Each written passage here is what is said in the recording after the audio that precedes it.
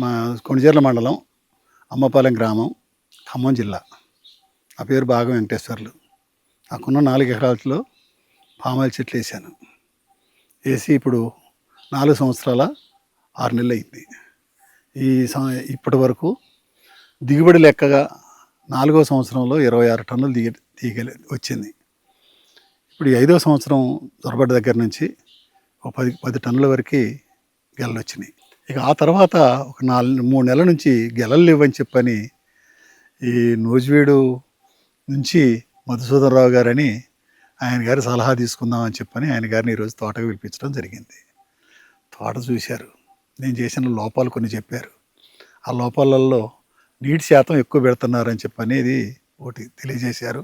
రెండోది ఆర్గానిక్ మందులు వాడుకుంటూ కెమికల్స్ వాడొద్దని చెప్పని ఒకటి చెప్పారు. ఈ రెండింటిని సూత్రాలు పాటించుకుంటూ ముందు ఈ చెట్ల యొక్క లోపాలేంటో గమనించి మళ్ళీ వారికి తెలియజేసి వారి సలహా తీసుకుందానని చెప్పని ఆలోచిస్తున్నాను.